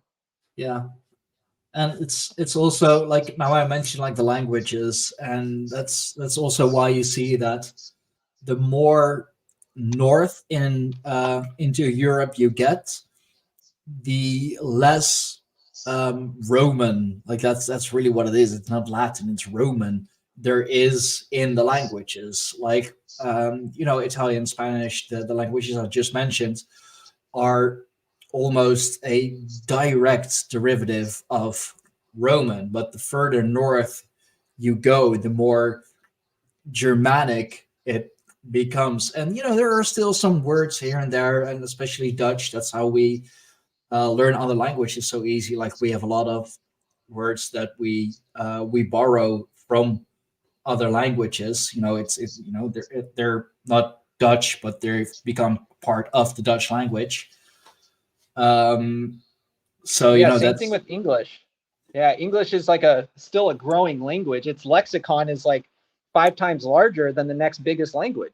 We have 4 times more words than anyone else. And but in California, you can say, "Hey, sayonara, amigo." You know exactly what I'm saying, even though I didn't say any English words, but they are English words now.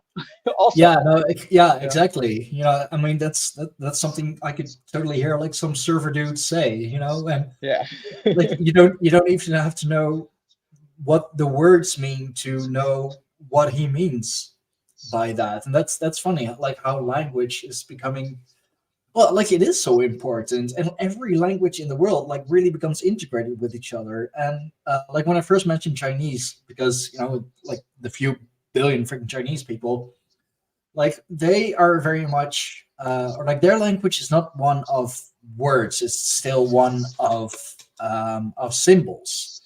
And it really depends on how you draw the symbol or how you even pronounce it, that gives it a whole other meaning. Like there are words in Chinese that if you just like phonetically pronounce it a little different, it can mean up to 6 different things, but it's the same words, but just by pronouncing it differently, by like a vowel here a little higher and there a little lower and whatever, it's a new word.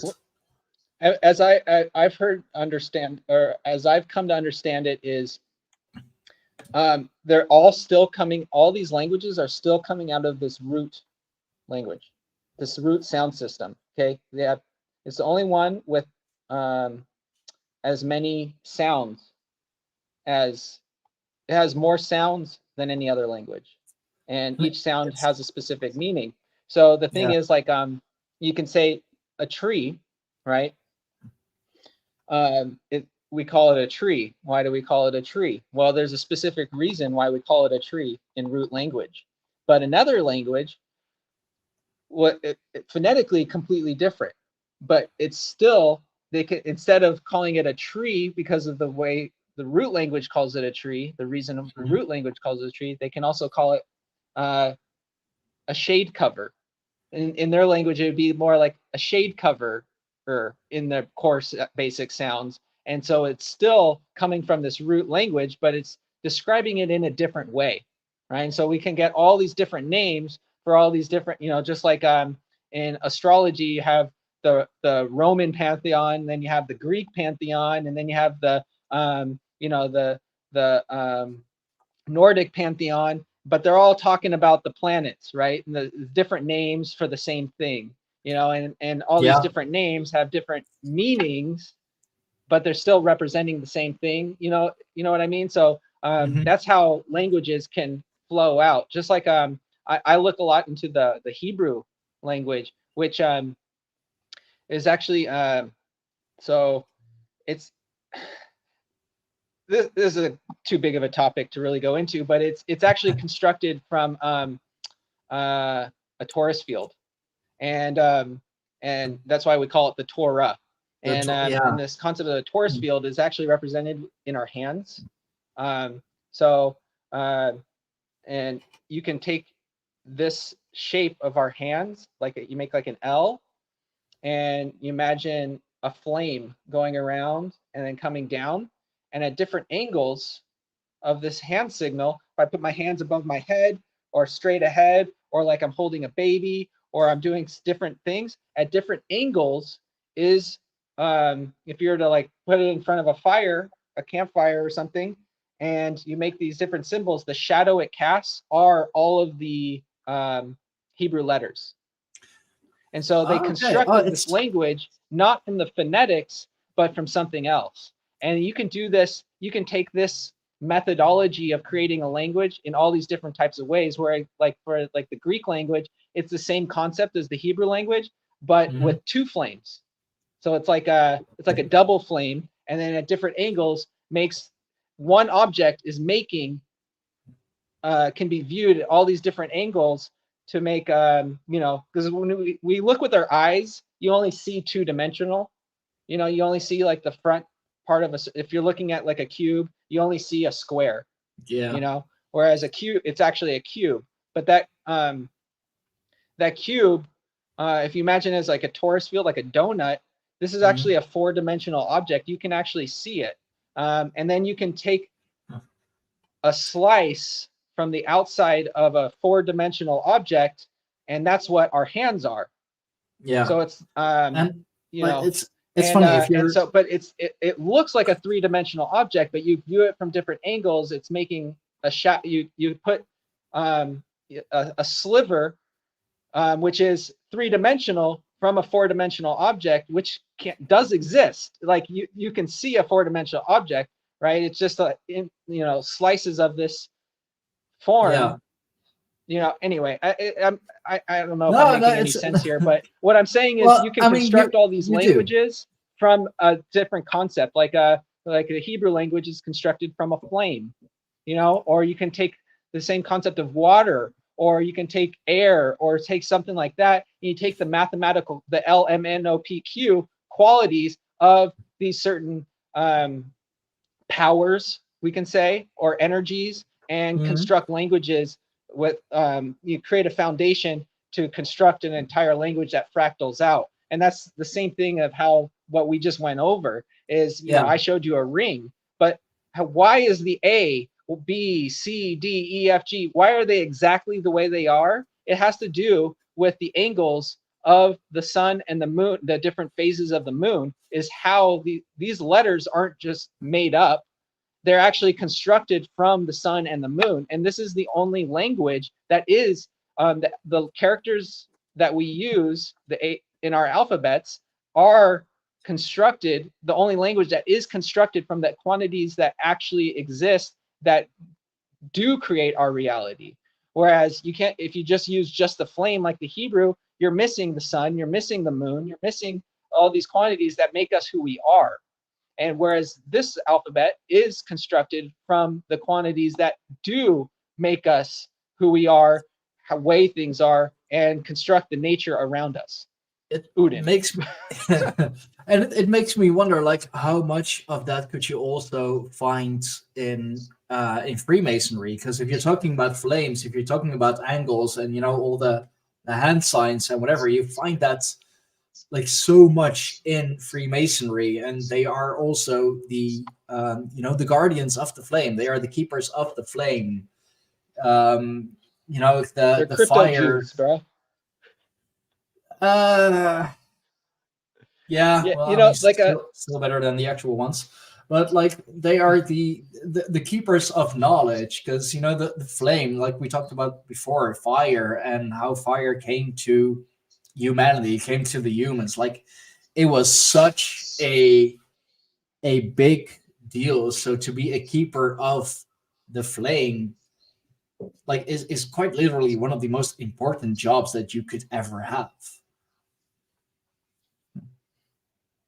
Hell yeah. I mean, you see that also in like in Roman times with the Vestal Virgins, for example, in the temple. They were tasked with keeping the sacred fire alive, and because they were virgins, they were supposed to be virgins at least. They were still considered pure, because no man had touched them, because they weren't defiled by someone. They were still innocent, and only those pure of heart, the the pure innocent ones can guard the sacred fire because they still have pure intentions. They have no ulterior motives. I love it. Yeah, and you know, all this all of the religions of today are pulling from these old pagan pagan rituals and processes, and they can be traced back, even from like, the Muslims pray 5 times a day on mats. Well, these are asana mats, and this comes from an old pagan ritual and still existing in a lot of different Muslim countries. I remember coming across this video recently that was like, there's this flame that they have in this bowl, and they're like not allowed to practice their religion anymore, but they still kind of keep up the building and everything. But they have like this flame that's been going for like thousands of years, and they're not Muslim. They come from before. I don't remember if it was in like Turkmenistan or something like that, but I remember you seeing see these like things that are hints to our past that are like, or Gobekli Tepe is fun too, because you can see like where, if you've seen that most recent statue they dug up there, it's like a 7-foot Nordic dude with like a Bok beard, a goat beard, and he has his dick coming out, and like it's like very prominent. He has this like facial expression, and he's standing next to a pedestal. It's a Gobekli Tepe. That makes sense. That makes sense, because and in the Byzantine Empire, they had like I guess what in those days would be considered the Vikings. The Vikings are the Varangian Guard. And like Northern Europeans compared to like especially those in Asia Minor and the Middle East, like we're big compared to those people. So like if you're a mighty king and you see a couple of those, like big, burly, bearded, blonde hair, red hair, freaking giants, you're like, hey, how about you guard me? You look like a bunch of, strong fellas who, can manage an axe and can manage a sword. How about I just give you a big bag of money and, a lot of freedom to do whatever the hell you want, maybe some pretty girls, you be my personal bodyguards. I mean, who's going to mess with you? What's interesting also is, in the saga, it talks about how after the ice caps melted enough, they basically survived in hell throughout the Ice Age because of the warm water currents from the Gulf of Mexico going up to the Baltic Sea, the Nord Stream, right? It's the Nord Stream, and this, we have the Nord Stream pipeline. This is Russia's fighting the war in Ukraine over this warm water port. This is what prevented hell from actually freezing over during ice time, and so they survived in the ice because of this, and used methods of nature to survive in the ice. And after they are able to get out, first when the ice cap started sliding, they had to flee, and so they fled to Gotland, which is that large island in the Baltic Sea, south of Sweden, Stockholm, or whatever. I think it belongs to Sweden now. But Gotland comes from Goatland, which is also Bockland. So it used to be called Bockland, which is now it's Gotland, Goatland. Anyway, and they existed there for about 1,000 years. And then from there, they once the ice kind of melted enough for them to go back to Helsinki today, as we call it today, Helsing. This is also a side note. Shakespeare wrote in Hamlet, I think, about the soliloquy in Elsinore, and this comes from Helsingor. Anyway, and you have the famous vampire hunter Van Helsing, of course. So, but they reconnected with all of these other kingdoms, because during ice time, all the rest of humanity was cut off from their Allfather at the North Pole. Mm-hmm. And it was during this time where our skin turned white, and we got green eyes, blue eyes, blonde hair, red hair. All this came out of ice time. And you can see in cultures today, after the ice melted, that they were reconnected with. So do you know Andrew Schultz? He's a comedian. He's an American comedian. He's pretty funny. Anyway, he's he became really popular during COVID because like he would do these like screen type comedy things that like played really well over the screen. But he's a stand-up comedian, and recently he posted this clip, and he was like singling out this guy in the crowd, and he's like, and it was this guy with red hair, white skin, and super red hair, and he's like, "Is that a red-haired Muslim?" And he's like, "Yeah, guess where I'm from?" And he was like, guessing. This guy's from Iraq.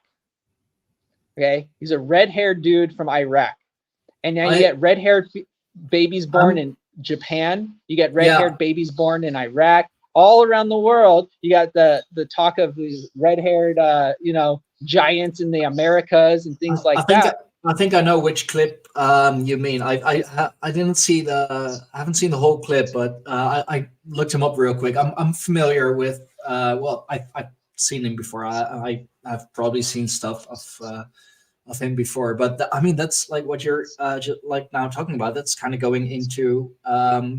Perhaps we should save that whole thing for another time. We're going on for like 2 hours already. This is evidence that's kind of going into these awesome. If white skin came from the ice, and now you have these traits being expressed in all the different cultures, there was mixing post Atlantis time in these cultures, and a lot of these like Muslim cultures have green eyes. I have green eyes. It's a very rare eye color. I think it's like 2% of the world has green eyes, but it's expressed in a lot of these cultures, and this is coming from the ice. Well, the Berbers, the Berbers in North Africa. What's that? The Berbers in North Africa. They are a African tribe. Like you find a lot of them in Morocco and Algeria, I believe. But they are blonde and or reddish hair and very. That's because they're barbars. They're barbarians. You're born bear, you die bear. You have the Berbers, the barbars. It's all the same. And this is those terms came from the Romans, because the Romans, they don't have the trait to grow beards. If you look at like Roman statues, they're all like beardless. They're all very clean shaven indeed. And I know they don't even have to shave. I don't think. I think they just genetically do not produce beards. And so they were talking about all the bearded people and describing them. And so now these are the barbarians. Well, it's like quite literally everyone who wasn't Roman was a barbarian. Yeah. Ior Bock, who told about the Bock Saga, kind of described some of the mixing and cultures that developed from these mixing. But you can trace the reason we take our father's name is because the sperm line is very strong. And you get different qualities from the mother side. So mom, and dad. You get this very specific qualities and traits passed down that don't get lost in the genetics.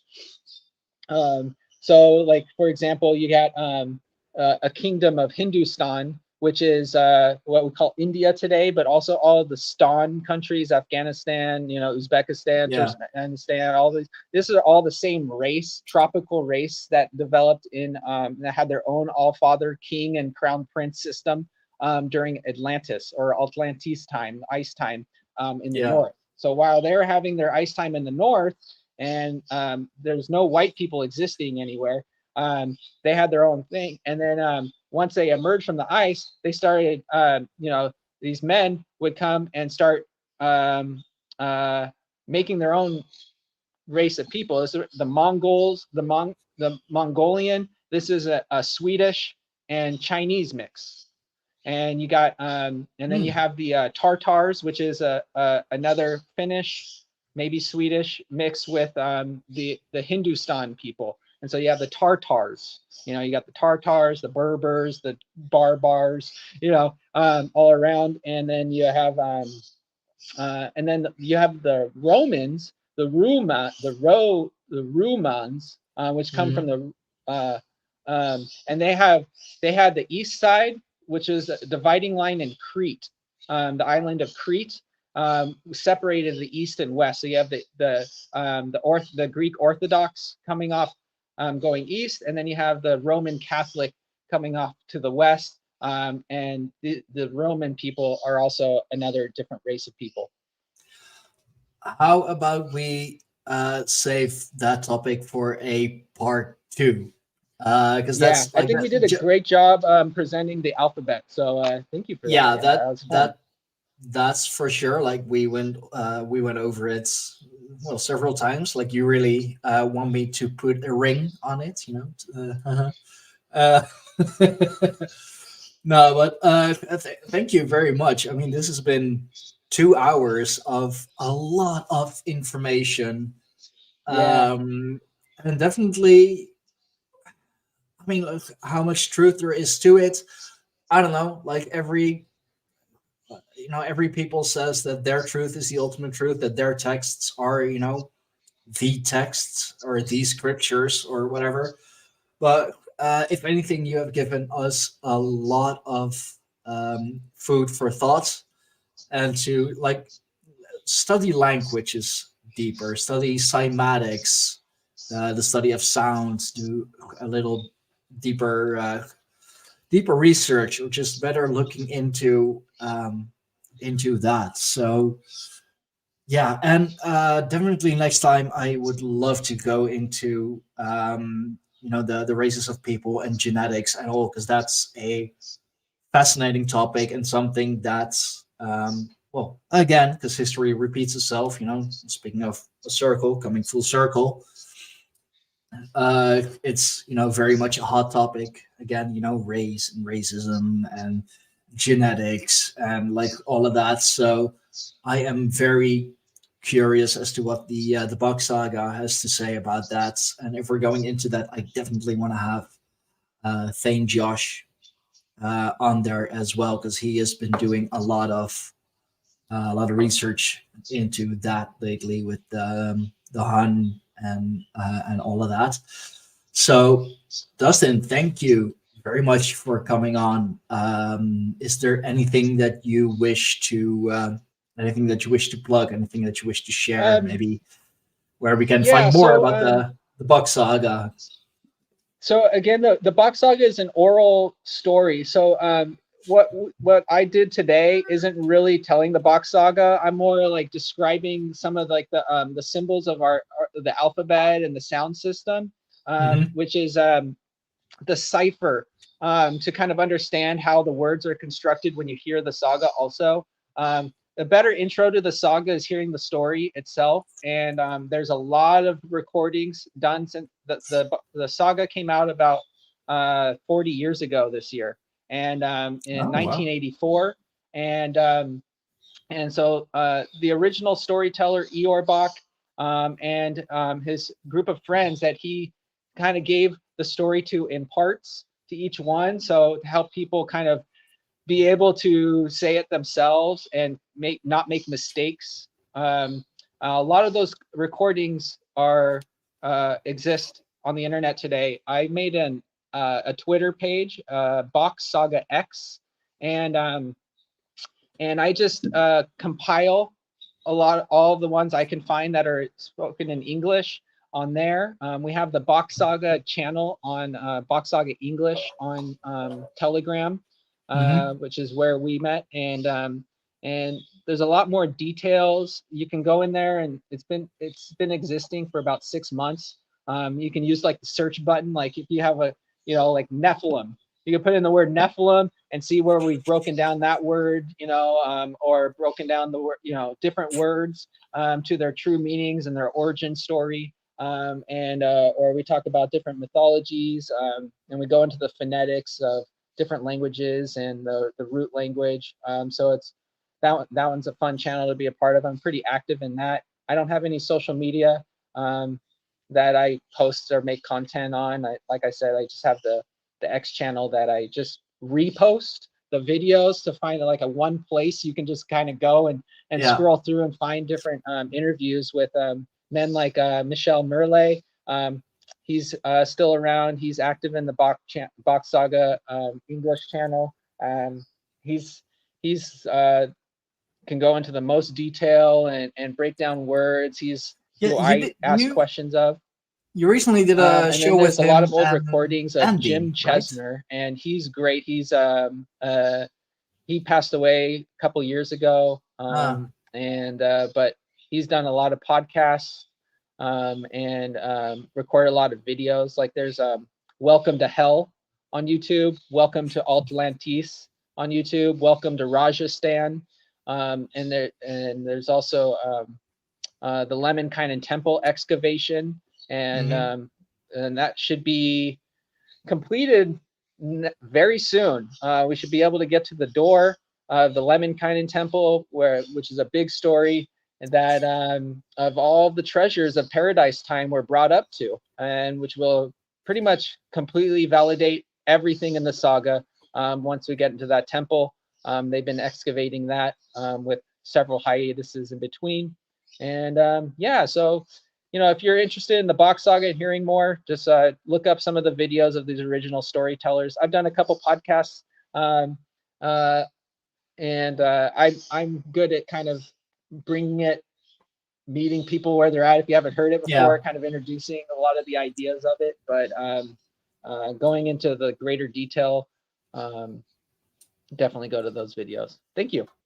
Yeah, no, you're most welcome, and thank you for sharing so much of it. Like I said, this has been a lot of information, but it's something you can really listen to, absorb a little more, and I think this would be even a good episode for people who are already familiar to maybe go through it, because I was kind of citing a lot of the stuff, so I wasn't bringing my own interpretations in so much into this, so it should be a good reference place for people in the future to also come back to and get a real good idea of this sound system, because it's really key. It's the cipher to all of our knowledge. It's the cipher to understand like what has been covered up by this relegioning of society and our civilizations and things like that, and why everything's such a mess right now. Oh boy, and a mess it is. This is definitely one that people are gonna have to watch and have to listen to multiple times to just grab everything that has been discussed. Not that I mind, because that's just more listens and more views and all of that, which means that we can get the knowledge out even further. So, Dustin, thank you very much for coming on. Thanks for having me. Very much. Yeah, no, absolutely. Thank you to everyone who was here with us in the comment section or just as a viewer. You can find more of what Dustin does and all about the Bock Saga on the Bock Saga Telegram. I have the link in the description box down below, together with the official website for the Bock Saga. And if you want to know more, if you want to learn more about what we do with the Greyhorn Pagans and the pagan revival, go to www.greyhornpagans.com. You'll find everything there, from the books that Thane, Josh, and I have written, to the Substack that multiple of us do. Just everything pagan revival and Greyhorn Pagans you can find there on our website. That is www.greyhornpagans.com. Sorry, Zaralat, Support this man. Buy his book. Thank you. And sorry, Zaralat, that you had to miss the live, but there is 2 hours worth of video that you can watch whenever you feel like it, whenever you have a little time. So yeah, thank you all. This has been amazing. I am gonna try and get my mind back together because it has been blown multiple times over. So yeah, until next time, thank you all. Bye bye.